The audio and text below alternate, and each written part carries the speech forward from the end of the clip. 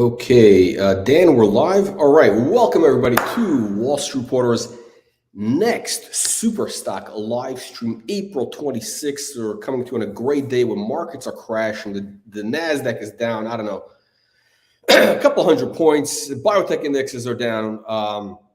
And here we are. We're looking for some huge upside. Again, yeah, our goal is to bring you those stocks which have that 10x to even 100x upside in any kind of market condition. We've had a whole bunch of them. We've had 9 in the last 20 months. I'm really hoping we have another 10 bagger plus.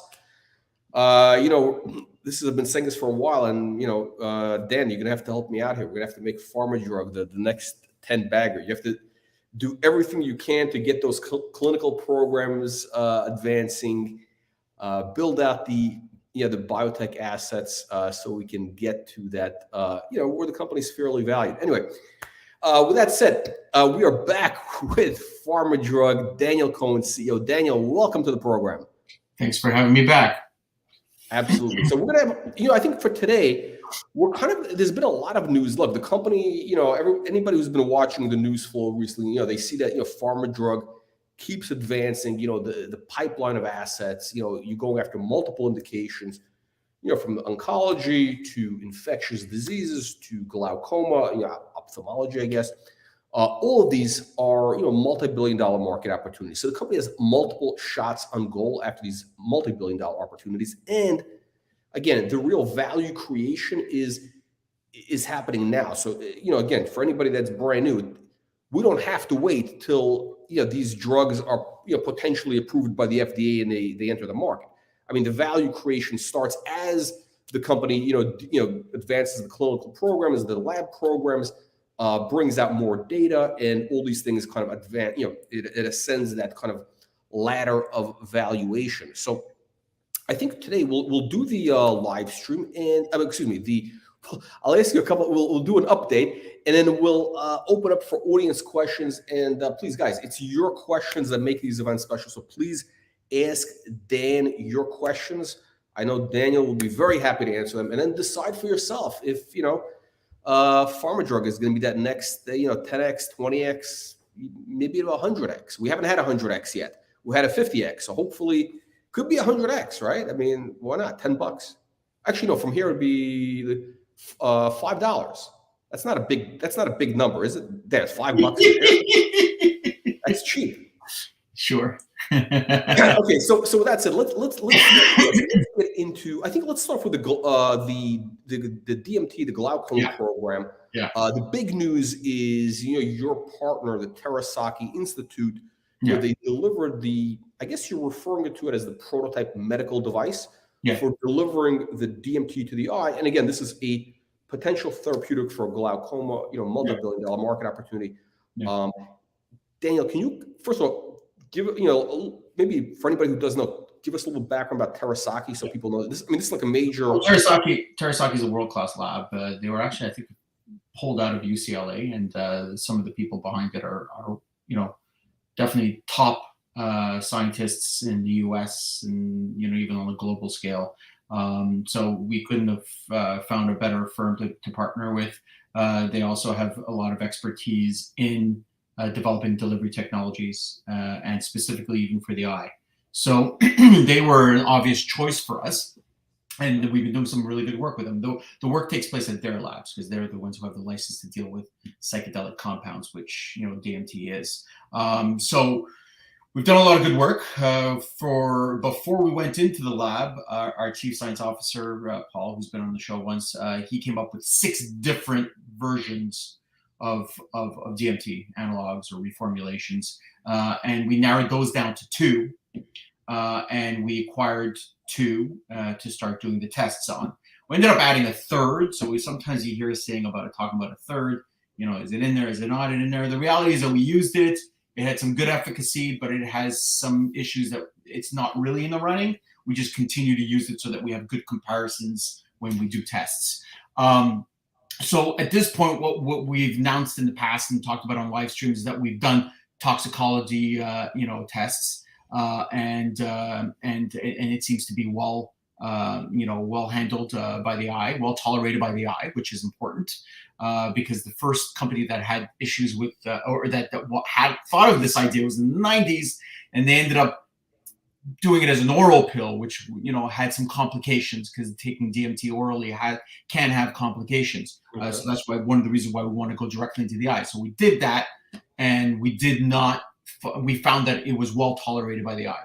All of the substances that we So let's kind of get, for anybody that might be new to this. Okay, so DMT, people know of it as kind of like a psychedelic compound, right? Can you kind of explain, like, first of all, why DMT for the eye? Talk about the tryptamines, and then the actual device, how the delivery mechanism. I'm getting there with all that, but that's really the. Let me step back for a second and talk about why DMT. Why DMT? Because we were looking for a psychedelic drug that wasn't overly addressed, and lots of people are doing lots about LSD, psilocybin, MDMA. So we were looking for something that we felt for us was a little more intuitive, and we believe that DMT is prevalent in nature. We were working with the University of Michigan, and they even came up with this, did some work showing that there's a good chance that it's actually produced in the human body in the pituitary gland. So to us, it made sense that it would have some physiological properties that could be beneficial in the human body. And then when we did the work, we found that there is evidence that there are two serotonin receptors in the eye that respond to DMT. And we also know that some of the work that we've done that DMT has anti-inflammatory properties and antioxidative properties as well. So to us, it made sense that, this could be used for glaucoma because we're looking for some kind of sickness that still has an unmet need. That's a big thing for us, an unmet need, and that could be addressed with psychedelics. And so we jumped on this bandwagon, very quickly, and we formed that partnership with Terasaki Institute. And like I said, we came up with 6 formulations. We've narrowed it down to 2. We've already done the toxicity tests, well tolerated by the eye. We've done some initial efficacy tests in the dish. They were positive. There's 2 different types of eye cells that we're working on. We had released on 1 eye cell. Since then, we've done the test on both, and we'll be having the results soon. And that will be significant, not just in terms of the efficacy, but in helping us determine what's the one molecule that we're going to go with, right? Because right now we still have 2. Which one are we going to use, right? So we should have results on that quite soon. But yeah, in the meantime, the other thing as well is one of the problems with glaucoma is that although some drops exist, people have to put them in their eye, and they sting. People forget to put them in. People don't want to put them in. And when you're sleeping, you don't put them in. So there's what they call a lack of compliance with putting the medicine in when you're supposed to. So if we had a drug that didn't have the adverse reactions that some of the current drugs have, and that was in a device that we have in the eye that would consistently, in a controlled manner, release that drug, and then you would only have to replace it once every 2 weeks or once a month, then you solve 2 problems. A, do we have a new and improved drug? And B, can you deal with the compliance issues? And so we think we're there. So in terms of having a product to continue to develop. But so we've already announced in the past that on one of the eye cell types, that it was good response in the dish. Now we're doing it on both cell types with both molecules, and it'll help us decide what's the one molecule that we want to move forward with. These are slight variations to DMT to make it more suitable for treating the glaucoma. And also, since our last live stream, which is extremely important for people to know, is that we've actually, or Terasaki Labs has actually built that first prototype, and we were able to measure that all of the drug that went into this device came out in the exact amount of time that we were looking for it to come out of, and all of it indeed came out. So, i.e., it works as a delivery mechanism. You can put this device. So that's the big. I guess that's the big breakthrough that PharmaDrug has, is the delivery mechanism to deliver this kind of sustain the release of DMT to the eye. 100%. So now we're just finalizing. We should have an update in the next week or two. We should have an update that, okay, we've done the final efficacy in the dish tests to decide what's the one drug that we're going to be going with. And we're going to be fusing it with this delivery mechanism that we've already built. And then it's just going to be a question of fine-tuning that, but then starting the animal tests and then looking towards going to the FDA. So we're almost finished wrapping up the first phase, which is developing the product. And then it's about, once we have that product, then it's about just moving it forward in the usual biotech way. But we will have something that's unique, I think patentable, and we are going to be working on a scientific study to submit to a journal, as well as submitting for patents, for provisional patents. And then we'll take that product, which is the delivery mechanism and the formulation, and start moving it forward, starting with animals. The big milestone. Okay, so I think Daniel, what you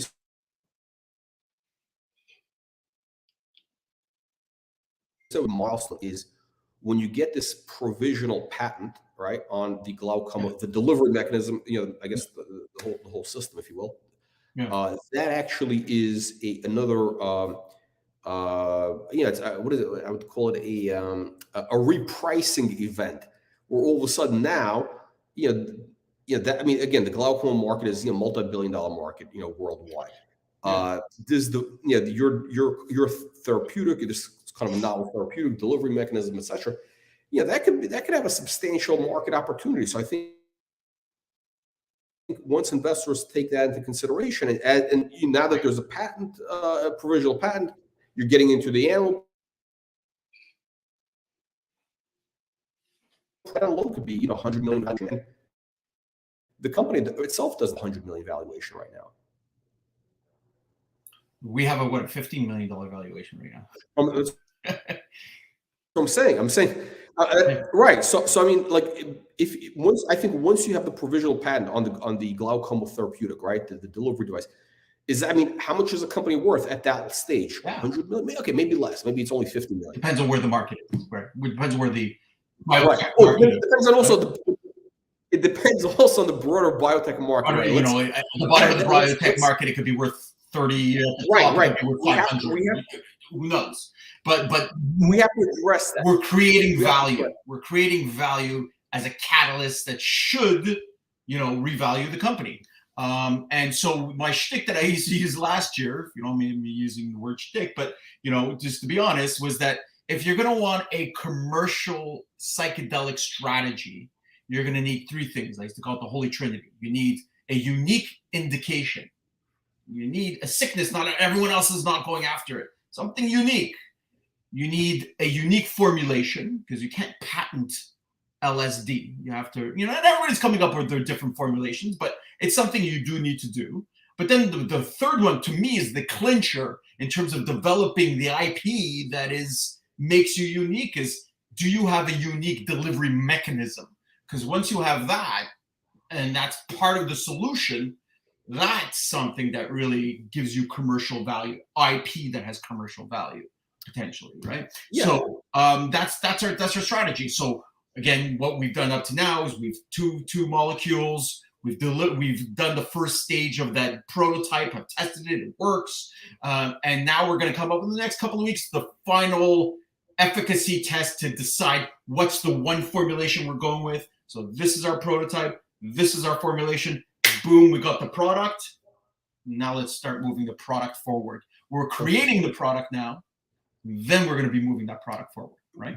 From the investor's perspective, I think, again, I'm always looking at that point. Right now the biotech indexes are at they're at a cyclical low. They might even, realistically, I just looked at the chart. It's probably going to even go a little bit lower from where the indexes are right now for biotech. So it's going to be a cyclical low. But what that means is once it rebounds, the valuations on early stage, drug development biotech companies is going to increase. So now, again, like, when I throw out that number, 100 million, yeah, in a better part of the market cycle, you could get 100 million valuation for that type of, early stage, DMT product for, glaucoma. But even now, 50 million is not, that's not, I don't think 50 million is, out of reason. Yeah, I mean, look, at the end of the day, it's not for me to say that. Do I think that we're creating value? Yes. Do I think because of the novel in a IP, normalized, the IP, normalized biotech market that we should have a much higher valuation? Yes, I do. So yeah, I will say that. So I think that right now, I think if you look at the spider, the biotech spider in the U.S., we're back to levels we haven't seen since April 2020. So I think that we've already added value. I think the stock's moved a tiny bit since the beginning of the year, and it's reflected that a little bit that we have added value. But I think that just if we normalize the biotech market, I think that there's increased valuation from what we've already done. But we have a lot that we plan to continue to do, like I said, on the DMT front, and there's lots to talk about on the Seferentine and oncology. So we're gonna get there. But we're gonna get into that right now. But I think we got a comment here that basically, look, no matter what the biotech cycle is, I mean, PharmaDrug essentially, if anybody's been following the news developments, I mean, the companies, continue to advance, continue to add value. And, essentially the company is becoming more and more valuable from a fundamental basis. I mean, forget about what the market is doing, but from a fundamental basis in terms of the IP, in terms of the assets, the biotech assets, at some point, once the market, normalizes, you're going to see, I think people are going to be rewarded for what's going on right here. I really believe so. Yes.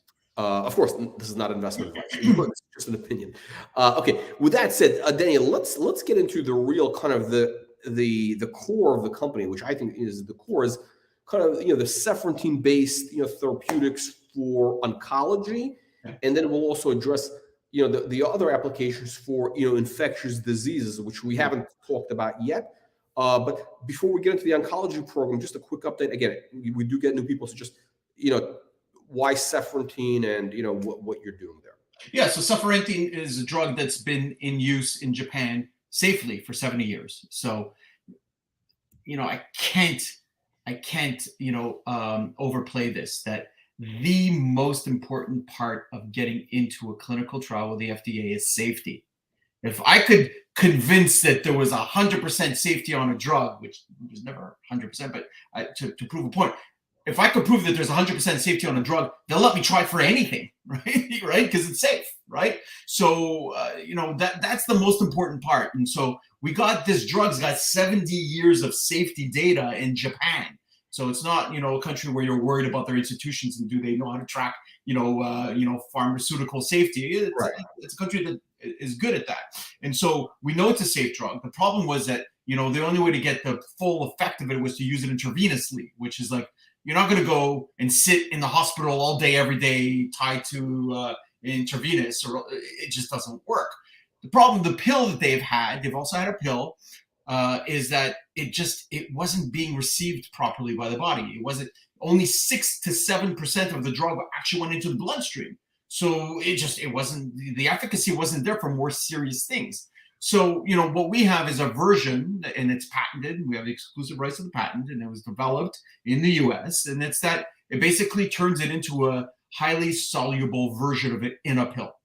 Okay. And so there's more something that's been proven in tests, or that's shown in tests, that is 70 to 80% bioavailable. So like 10 times stronger than the pill that's been in Japan for 70 years. So with that, we can use it for more serious things. And so that's why we're looking to, we have a cancer program, an oncology program, and we have 2 main cancers that we're focusing on. And since the last live stream, and we'll talk about that in a second, we've put out the final results from an IND enabling, animal trial. And it was extremely positive, and we filed more patents on the back of it. And we're in the midst of an esophageal cancer program animal trial right now, which we should have the results in the next 3 or 4 weeks. But, and we're very excited about the esophageal cancer, but like we've already got positive results from prostate. So, getting results on esophageal cancer is a huge bonus, but even if for some reason it's a bust, which I don't have the data, so I'm not talking about whether it is or not. I don't have the data, but we already have prostate cancer. So that's, people need to understand that. And so with the two things that I talked about here is that, we have this, we know that the drug is safe. What we need to do here is produce that pharmaceutical grade batch, which we talked about in the last live stream. And that's called the cGMP batch, which is being produced right now in Texas at a GMP lab. Okay. The ones who actually developed this version of the drug. And so they are a credible, GMP lab. And then do all the standard toxicology and toxicities tests that the FDA wants. They've already looked at the drug. They've told us these are the tests we want you to do, which we're very comfortable are going to be positive, but you got to do them. And then that's, like I said, the biggest hurdle to get into the clinical trial. After that, it's like, okay, do we want to do prostate cancer? Do we want to do esophageal cancer? We initially went to them for COVID. And that's when we'll talk about after infectious diseases and antiviral. That's still very much front and center for us, although we think cancer is the bigger target right now, the bigger carrot. I think we should also touch on like how, initially, and because again, some people might be thinking, well, how does, infectious diseases, how does that relate to, the cancer? Well, the original, basically you licensed the, the drug from the lab who developed this, basically give us a backstory. They developed it for the Army, for Ebola, right? For the U.S. Army. Yeah, this is a lab that works with the U.S. Army. The U.S. Army's got, 5, 10, 15 different preferred labs in the U.S. that they go and work with. This is one of them. And they asked several of them to produce something for Ebola.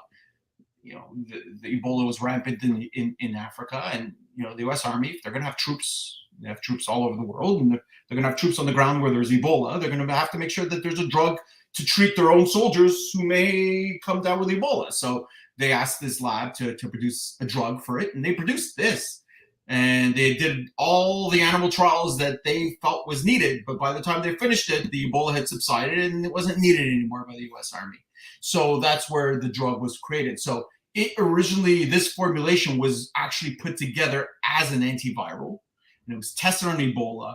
And in academic and other type of third-party labs and journals, we've seen countless is the wrong word, I take that back, 5 or 6 in the past year and a half articles that showed that Seferentine is one of the better drugs on the planet to potentially use for COVID.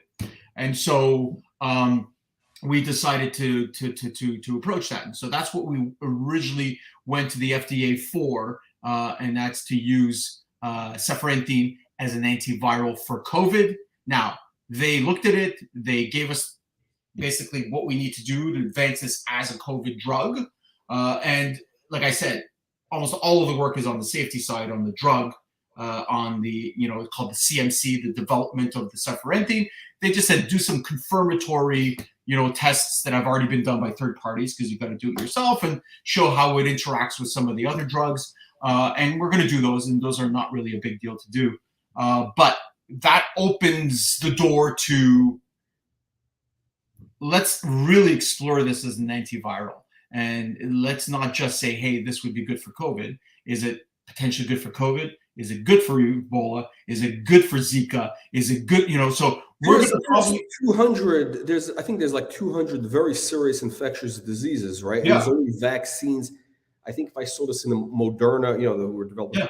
I think there's only vaccines for like 20 of them. Yeah. There's going to be a continuous need. And also, look, COVID is not going away anytime soon. And there's also, look, the reality is there's going to be new variations of this or that, like every year or so. So is it possible that, essentially that PharmaDrug, that this therapeutic, I think it's PD101. PD001. That's what we call our version of Seferentine. PD001 of Seferentine. I keep mispronouncing it. Seferentine. I keep whatever.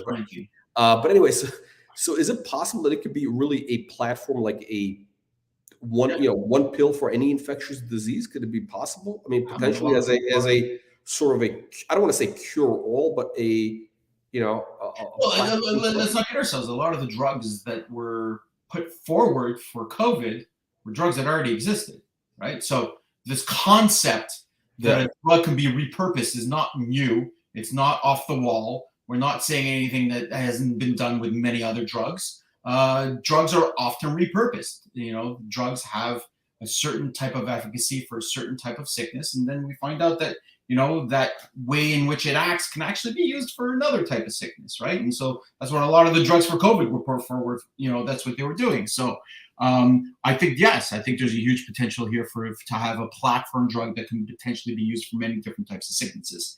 So we will go back and continue on the cancer in a second, but on the viral side, not just moving it forward for COVID.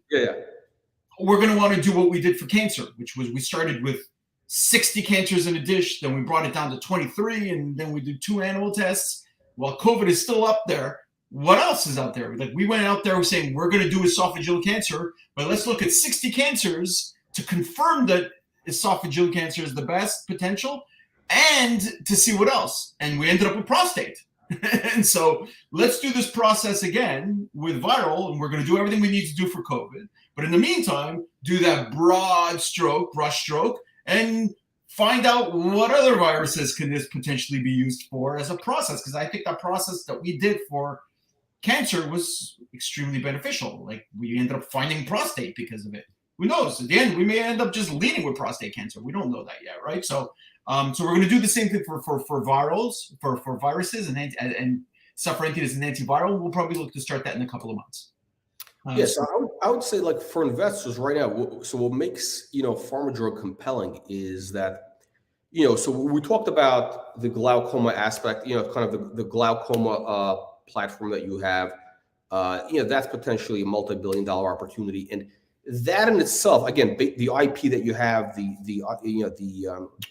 intellectual property, the portfolio assets, that alone could be worth, let's just say, as of the current valuation, where the company is at now, not even at market, but 50, 100 million. Then you have the infectious disease part, which could be also 50, maybe even 100 million plus, because it's a little sexier than glaucoma. Infectious disease is always, anytime there's something new that comes along, all of a sudden these infectious disease stocks explode. If somebody has something that's by the way, I think today, like, Veru, VERU is up big time because they have a COVID therapeutic, and this is already late in the game for COVID, and that thing is exploding. So bottom line is that, again, this is I just want to emphasize that because we do have a lot of kind of newer investors that are not familiar with kind of the biotech valuation process, and there's a misconception that it takes 10 years for a drug to get to market, and you got to wait. No, the reality is the value is created in the short term as you advance the portfolio, as you get more data. It's kind of like the mining business. As you get more drill results that de-risk the project, that show, hey, there's a greater percentage odds of there being this being potential, I don't know, $10 billion bonanza. The value goes up even without the mine. So same thing here. Essentially, we're doing the exact same thing. So, so we covered the infectious disease aspect. Let's get into the company's oncology program. So you got 2 things. You got the cancer, the prostate cancer program, and also esophageal. Yeah. So on the prostate cancer side, so remember, step back for a second. We have orphan drug designation from the FDA for esophageal cancer. But we had done that kind of like that big filter that I talked about that we want to do with viruses. We did it for cancer, 60 cancers, and we ended up finding something that was different than esophageal cancer. The main hope for esophageal cancer as we do the work is not necessarily for Seferentine to kill or stop the spread of the cancer, though it is one of the potentials that we're looking for. The bigger game changer is that the problem with esophageal cancer is that is that chemotherapy is the only thing that's being used right now in earnest. The new drug got approved recently, but its efficacy maybe extend your life by 1 year. there's only a 20% 5-year survival rate for esophageal cancer. It's a pretty serious cancer, or a pretty deadly cancer. Is that the chemo is the main thing being used right now, and for some reason, the cancer develops a resistance to chemo. And so what we're looking at right now, what we're doing an animal trial for right now, is looking at, can Seferentine take care of the cancer by itself? But what we're really, we've said this in our press releases and our language before. What we're really excited about is potentially showing that it can reduce the resistance that the tumor builds to chemotherapy. And so that's what we're really designing the current. So a combination treatment, essentially. Yes, but it's different than what I'm going to talk about in cancer. I mean, in prostate cancer. This is that the chemo's working fine, and then suddenly it stopped working. So can you keep it working for longer? Right? And so that's what we're working towards on the esophageal cancer. On the prostate cancer, and this was something we found when we did that kind of like that filtering process, is we found that it wasn't about reducing the resistance to chemo. It's that it actually just created a synergy. It made chemo work better right from the beginning. And so we started an animal trial looking at that specifically, IND enabling, so of the caliber that you would need to get into an IND, into a clinical trial. That's how it was designed. And we had put out intermittent results, and we had talked about this last time I was on the show, and they were quite good. It showed that we looked at 3 different levels or doses of Seferentine with the chemo, and we had found that at the end of dosing, 21 days, that the one of the combination, they all had some kind of improvement over chemo alone, but the best one, I forget which one it was, but the best one actually showed a 73% improvement in the reduction of the tumor size versus chemo alone. That's statistically significant. And it was we put out the p-values, and it was statistically significant. So that was huge. So since then, we've gotten the final results, because you have to wait another week and let the animals rest after the drugs and see if it's that impact is there. And so the results didn't change. So what we announced since the last live stream is that not only of the result is the test finally over, we have the final data, and what we had said stands in terms of the results of that trial. But we actually filed additional patents, or an additional patent, because the original patent that we had filed was just really in a dish. Now we have some more intelligence in terms of the dosing and the ratio of the Seferentine to the chemo, and how it starts to work at first and how it starts to evolve. So we had so much more depth to our knowledge that we just said, let's file a new patent that is much more powerful even. And protects us even more, right? So we did that, and we're extremely excited. We may want to do more while we're waiting to get into a clinical trial. We may want to do more, just looking at that, because this one showed that there was a 73% reduction with one of the combos of Seferentine, one of the ratios that we had of Seferentine to chemo. There was a 73% reduction. That was our goal, to maximize the reduction of the tumor size. But something else we may want to look at is, we all know the chemo is extremely toxic.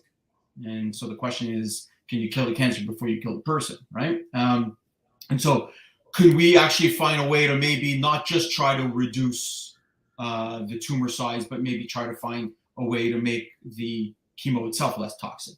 And so that's something we may want to work on. That would be a benefit that would give us more strength, but it's not something that we necessarily need. But there's more intelligence to be had and more value to be added to these patents, these potential patents. So that's huge on the prostate cancer side. And so that's what we had announced since the last time we were on the live stream. So we really moved that in my mind. When you talk about you don't have to wait until the drug hits the market. There are critical points where you add value. In my mind, that was a critical point where we added value. Stock hasn't really done anything since then, but like that to me was a milestone event. Like, we now have a drug that we have done an animal trial for, and it was statistically significant, and there was a significant impact on the improvement in the tumor reduction. So we're really excited about that. And so now we're on the esophageal cancer animal trial. We'll have those results in, I don't know, 3-4 weeks. Okay. So there's a pipeline. There's a pipeline of news, basically. This is, and again, like most people, I'm not looking to wait 10 years. I want to see, some upside potential, in not in a week, but let's call it a few months. So what do we have? Look, that's a great idea. Why don't I talk about some of the things in timelines, right? Yeah. And so, over the next 2-3 weeks, we should have some more news in the evolution of the DMT program for glaucoma and wrapping up the first part, which was the creation of the product. And then we'll talk about moving that forward. After that, we should get some esophageal cancer results. After that, we should get to we've finalized that pharmaceutical GMP batch of Seferentine, and now we're just going to start, we're working right now with all the different organizations that we need to work with to be able to do all those toxicity, tests. And so we're lining all that up. But over the next 2 months, we should get that product finalized, right? And then after that starts we're starting that whole process as an antiviral, starting with a larger amounts and moving down. And those are quick. Doesn't take as long as an animal trial, right? If you want to just say, hey, 20 viruses, let's go, right? It doesn't take long to get results from that.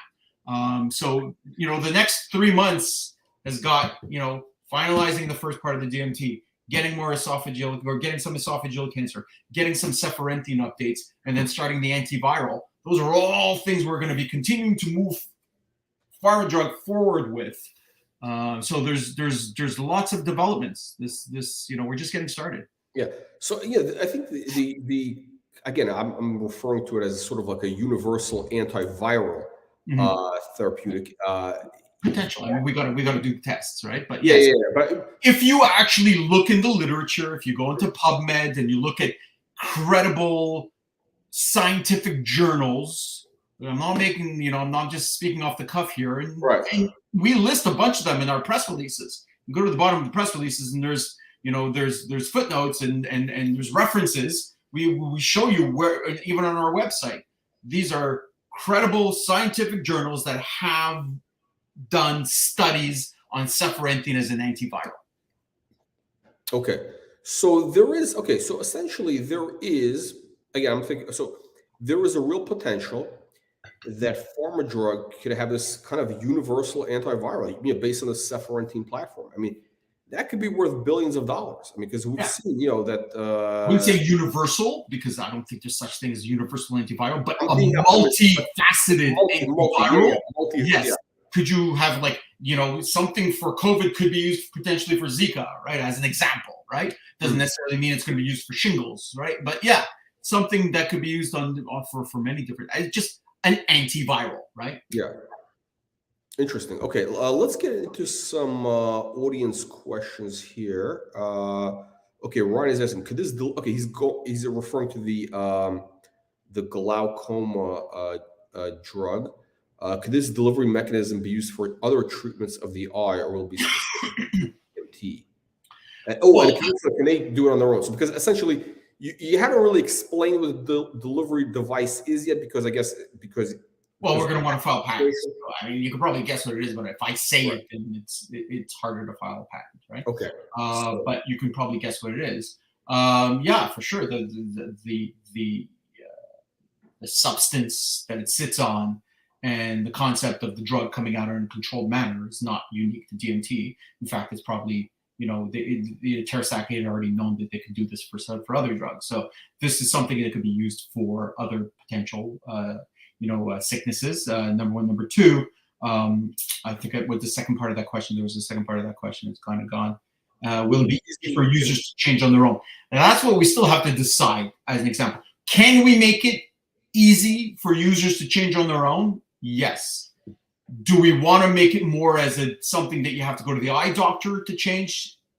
Only because it's DMT and maybe the FDA is happier that way. that it's only a doctor that administers it? I don't know. We'll figure that part out. But can we make it as something that you could just do yourself? Yes. Okay. Here's a question. Okay, so Uzair is asking, so if this has a 70-year safety data, why is it not getting approved? Why is it, I guess he's asking, why is it, I think the question is, why is it not already on the market in the US or Canada? It's a great question. Because it was one of those, like with the lower bioavailability, wasn't something that was used for more serious sicknesses. Now that we have the higher bioavailable version of it, we're working towards it. We're the ones that are doing it. Why didn't anyone else do it before? The drug didn't have a higher bioavailable version of it before. Why didn't it? Why didn't some other company come up with it? I don't actually have that answer. I think there was a large movement in biotech in general that always felt for a while that new drugs should be made in a lab, and that something that was natural based was not going to be as effective. And I think that over the past 10, 15 years, there's been a movement towards natural based medicines. And so I think that, you know, that kind of brought Seferentine back to light. And you can start seeing that the focus on Seferentine started about 10, 15 years ago, where more studies started being done. And that's when the ball started rolling. You know, it starts slow and then it starts building. And also, I think, you know, it is that there's a lot of drugs that are on the market in different places. Like, for example, in Japan, which for whatever reason, they're not on the market in Europe or whatever, or vice versa, right? And that, if you want to give us the backstory of how, you know, the Seferentine was brought to you, I guess it was an organization or a gentleman that specialized in, you know, bringing Japanese drugs into the U.S. market. Yeah, oh yeah, there's not much more to say than that. But yeah, some people go to other, you know, first world jurisdictions that have a different, separate pharmaceutical industry, and they find drugs that for some reason didn't find themselves in North America. And so, you know, that's what it was. At the end of the day, you know, I think, like I said, even before we started coming to light, and we're still, like I said, a $15 million market cap company. It's not like everybody's heard of our Seferentine yet. You know, people are starting to clue on. Again, if you go look into the research, there's this academic institution in Asia that put out a paper a couple of months ago and saying, hey, we just came up with this idea of how to maybe make Seferentine more bioavailable, and we tried it out, and there seems to be a way to doing this, and we saw that it was more effective. Now, these guys are like 5 to 10 years away from where we are, but it's not just other people have started coming up with the idea of, hey, what if we took this Seferentine and tried to make it more, you know, more bioavailable? But we're like 5 to 10 years ahead from anyone who would be starting to do that, because that's already been done for us, in our labs, right? Not just in a lab, but in a GMP manufacturing facility. That's huge. You can have a molecule today before you have a GMP produced in a real facility. It could take 5 years, right? We're there, right? So it's a concept that is coming up with others. If you look into it, you will find it, that other people have thought about doing that with Seferentine. Okay. So when do we actually see the clinical trials? When do we see human? Like, I'm reticent to give you a date, because and I'll tell you why. Because we got to produce this GMP batch, right? And we're the actual drug. This is the actual drug. The drug. It's not just the drug. And again, I think I said this last time, but I wanted to really implore on people. It's not just a batch that we're going to use for testing. It's a batch that we intend to use for the clinical trial, and we're going to test off that batch, right? So it's not just going to, the tests were good, now we got to go produce it again. No, this is going to be, we're going to be able to use this for phase 1, phase 2 of a clinical trial. So the reason why I'm reticent on giving you a date. Sorry? Yeah. We're producing a real amount. Yeah. And the reason why I'm reticent to give you a date is because we got to produce this batch, and it's going to be ready by June, you know, and then things sometimes slip. Maybe it ends up being July. I'm not saying that we're already there in the timeline, but, you know, but then, you know, we got like 5 different labs that we got to work with to be able to do all these different types of tests, right? And so we've already gone to them. We've already gotten quotes. We've already, you know, but until we have confirmation that the drug is ready, you can't go into their own timelines. So does it take 2 months or does it take 5 months to do all those tests? I don't know. I just don't know yet. And so, but that's what we're talking about. It takes several months to do those tests, and then you compile all the data and you go to the FDA. Okay. So basically, first you got to get the drug manufactured, right? And then I guess you need to get being manufactured right now. Yeah. Okay, but it's being like as we speak, it's being manufactured. It'll be ready. You're saying in July. Supposed to be ready. The current Gantt chart, we just went over it this morning. The current Gantt chart is end of June. Okay, so end of June. Okay, so let's say July 1st, it's ready. And then essentially you need to get into one of these many different. Yeah. Many different. Yeah. That's what I'm saying. It's like, one guy might be saying, hey, you'll have it in 6 weeks. And then another lab might say, we just got a couple of guys just came in. It might be, might be 2 months. Like, I'm not sure. You have to basically get slotted into their program. I'm going to give you a timeline now that's definitive. It's going to for sure be wrong. In fact, I'm probably going to jinx myself by giving you the definitive timeline. But, that's the magnitude of order that we're talking about. You finish the drug, and it takes several months to get those tests done. Okay, so in theory, no, but in other words, one can so the early next year. Trials. Early next year. Okay, so we're so but like again, like I want to say what you've said before. You've said that on a previous program. You said probably Q1, January, February of next year. Is when it'll actually be in the human trials. Yeah, but I'm gonna have to adjust that as we move on. Okay. In either direction. It could speed up, right? It could become. It could. It could. All those guys might say, hey, you know what? We had 3 clients that dropped out, and you're in the queue earlier. You don't know. The queues move around, right? Right. So okay. So bottom line is okay. So the supply chain. Supply chain issues. Right. So it is a factor. Yeah. Okay. So the oncology program is moving forward. You're adding value there. You got the glaucoma program. You have obviously the antiviral. So there is again, this is I think the big part of the story. This is it's only a $15 million market cap, and with multiple shots on goal for creating massive value just in the near term based on advancing some of the with some lab data, that obviously the clinical data later, but there could be potentially a 5-10x upside just in the next 4 to 6 months based on that, without even getting to phase 1 data.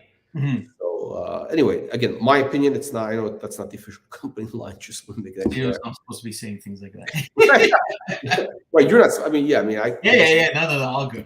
Maybe I can't, but whatever. I'm bullish. Yes, definitely. Yeah. All right. So bottom line is things are moving forward. Let's see. Any other questions? Okay, no, just a comment. Okay, somebody was saying, okay, there is increasing volume in the stock right now, so which is, I think, a positive. There's been a move. The stock has been kind of stuck in a range. It's been moving up. It's been kind of stuck in this 5.5.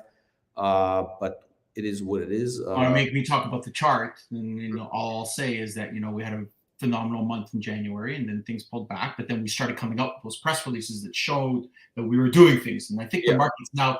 More and more people are starting to see, okay, oh, wait, there is a story here, and they are starting to deliver on what they were saying. And I think that, when the market rallied a bit in March, we saw the benefit of that. And all I would say is I was stuck here because the market's, right. I know, Dan, I know that your focus really is on actual, developing the drug, but in terms of, I was looking at the chart, so, and I was looking at, wow, every time that PharmaDrug pops above the 50-day moving average, like 90% of the time, there's a huge upswing. It's done. I think there's been 4 times, 5 times, and like we're close to the. If we're going to speak as a technical analyst, I think we're coming close to the golden cross soon, right? So, where the 50-day starts moving above the 200-day, and so I don't know. We'll see. Anyway, things. There's a compelling future for PharmaDrug. Okay. Bottom line is, so I think you touched on it a little bit earlier, but I just want to wrap up on this, which is news flow for the next, let's call it 3 weeks. I'm sure you'll be back in the next few weeks, but just in case. Let's call it over the next, few months. Okay. We'll have, not meaning that we have to wait a few months. That's not what I mean. I just don't want to start saying, on Tuesday we're doing this. But, the next thing will probably be a DMT update. And then after that, we'll have an esophageal cancer update. And then after that, we'll have some kind of, maybe starting the virology, or maybe that we're finished producing the Seferentine or something along those lines. And then those trigger, more things, more developments after that. Okay, excellent. Daniel, on that note, I want to thank you again for joining us. And thank you, everybody, for tuning in today on a rough day in the markets. Let's see, we have, there we go. We get a fan here. Gulares is a fan. Dan, one of your fans. Time to load the boat. Yeah, listen, I think, again, we're not here to give advice, but definitely from a technical standpoint, the chart looks compelling. I'll leave it at that. All right. Thank you, everybody, for joining. We'll see you all on the next live stream. Thank you again, Daniel. Thank you.